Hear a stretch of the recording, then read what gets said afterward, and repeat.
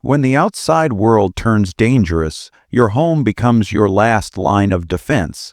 But in a crisis, it's not just the weather or the dark you need to worry about, it's the people who see your home as their next target. These 10 bugging in secrets will keep you invisible, prepared, and one step ahead of anyone who comes looking. The first step in staying safe during a crisis is securing every possible entry point into your home. Most break-ins happen not because a door or window was wide open, but because they were weak, easy to force, or poorly reinforced. A strong lock alone isn't enough. The frame and hinges matter just as much. Replace lightweight interior style locks with heavy-duty deadbolts and use strike plates that extend deep into the wall studs, not just the door frame. Reinforce door hinges with long screws that bite into the structural framing to prevent them from being kicked in. For windows, install locking mechanisms that can't be easily pried open, and consider adding security film to the glass to make it harder to shatter. Sliding doors should have security bars or rods in the track to prevent them from being forced open. Don't overlook the garage. It's often one of the weakest points in a home. Use a manual lock or bolt on the inside to keep it shut if power fails. These upgrades aren't flashy, but they create a barrier that can slow down or discourage anyone trying to force their way in, buying you critical time to respond. But even with clean water stored away, the next challenge can strike in seconds when your lights go out and the night turns against you. Light and sound can reveal far more about your home than you realize, especially when everything around you is quiet and dark. In a crisis, even a single illuminated window can signal to outsiders that your home has power, supplies, and life inside. To stay unnoticed, control every source of light at night. Blackout curtains are ideal, but heavy blankets or thick plastic sheeting can work in an emergency. Seal gaps around doors and windows where light can leak through, and switch to low-level battery-powered lamps instead of bright overhead lights. Red light is especially effective because it's harder to see from a distance. Noise is just as important to control. Loud conversations, music, or the hum of a generator can travel farther than you think, especially in still conditions. If you must run a generator, use a quiet model and position it behind solid barriers to muffle sound. Keep indoor activities discreet and avoid shouting across rooms or slamming doors. The goal is to make your home blend into the silence and darkness around it. By managing light and sound discipline, you reduce the chances of drawing attention to yourself, keeping your household safer and less likely to be targeted. Darkness can be deadly, but it's nothing compared to what can happen if your shelter isn't truly secure from every threat. Making your home less noticeable is one of the most effective ways to avoid becoming a target during a crisis. The idea is simple. If it doesn't look valuable, people are less likely to risk approaching it. Start by avoiding any signs that suggest you have resources. Don't leave boxes from new appliances or electronics outside where they can be seen. Keep vehicles parked in a way that doesn't reveal frequent use or supply runs. If you're running a generator, conceal it from view and disguise the noise as much as possible. Avoid hanging bright lights or using visible power sources that signal you're better prepared than others. Even small details matter. A yard free of clutter, closed curtains, and no visible stacks of supplies through windows make your home appear ordinary.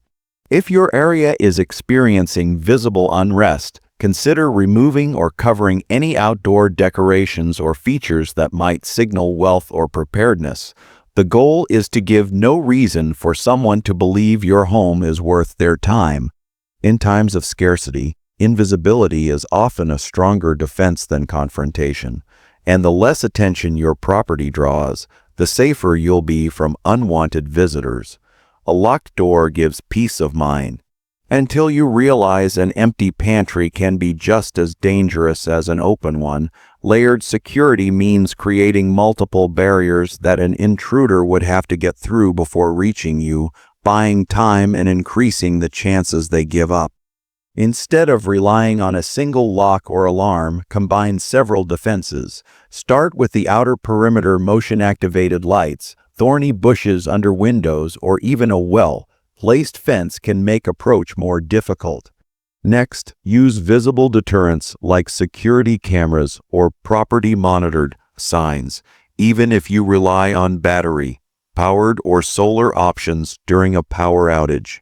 Inside, place door braces or portable barricades on main entry points, and add secondary locks to interior doors leading to where you keep people or supplies. A dog, even a small one, can be a strong alert system because of its ability to hear and react faster than humans. The idea is to make every step an intruder takes riskier and slower. In a crisis, quick, easy targets are what most people look for. Layered security sends the opposite message. Every obstacle you add increases your safety and gives you precious minutes to prepare, call for help, or respond, making your home far less appealing to anyone looking for an easy way in. Food can keep you alive, but without a way to reach others, you could be cut off from the help and information you desperately need. Controlling access to your home means deciding exactly who can enter and under what conditions, especially during uncertain times. In a crisis, not everyone who approaches your door has good intentions, and once someone is inside, it's far harder to remove them. Start by setting clear boundaries. Keep doors locked at all times, even when you're home, and never open the door without confirming who is on the other side. Peepholes, security cameras, or even a small covered viewing slit can let you check without exposing yourself.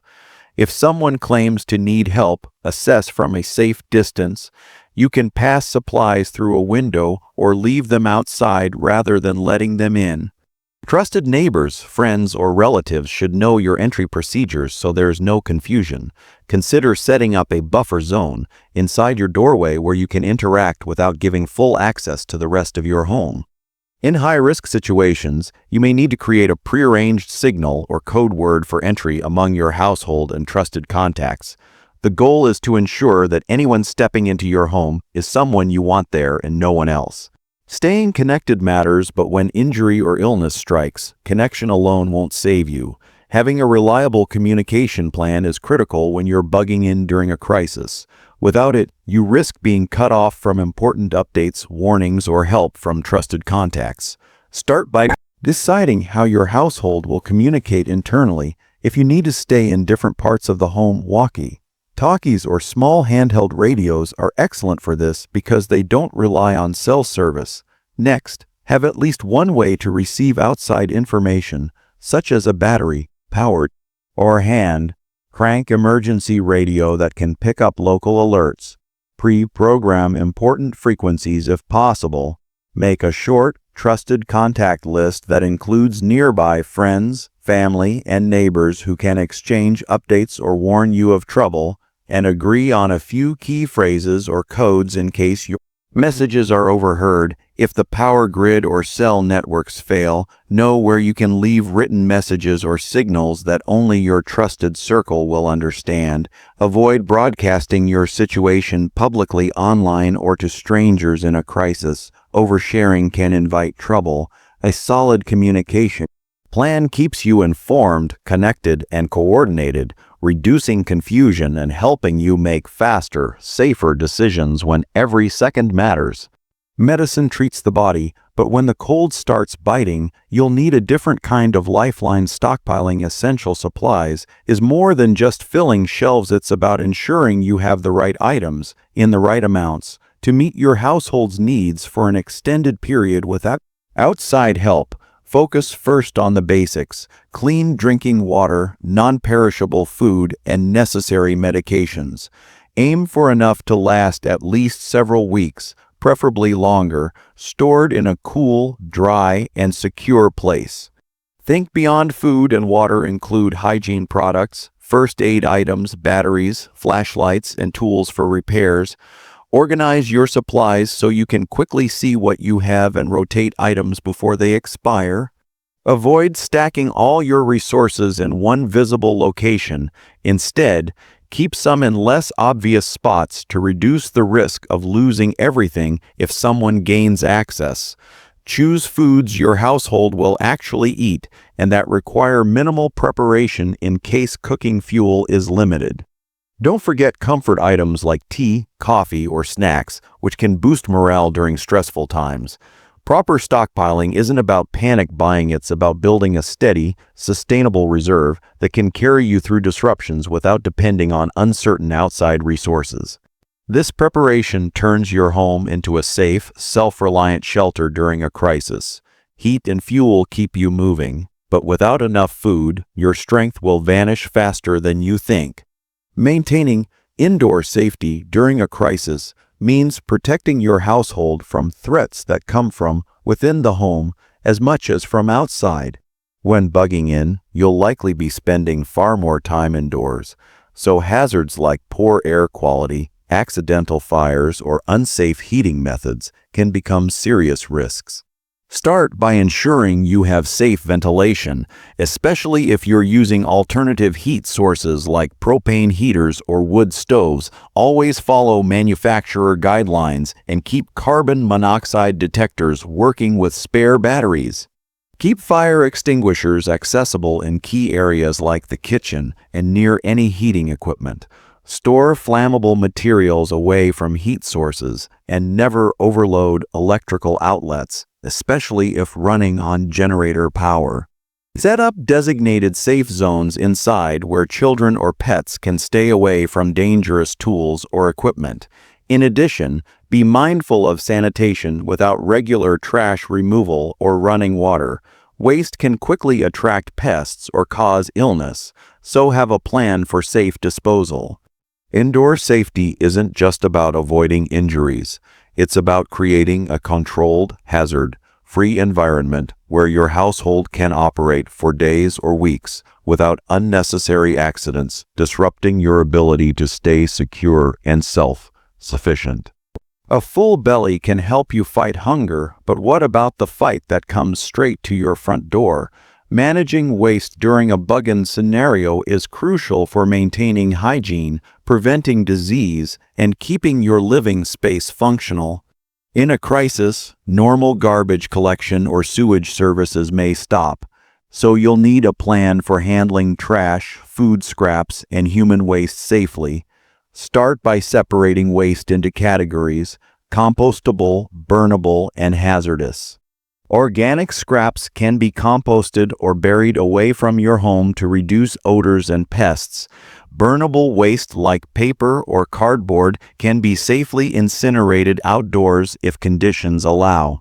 For human waste, consider having a portable toilet, bucket system with heavy-duty bags, or a composting toilet, and stock up on absorbent materials like sawdust or cat litter to control odor.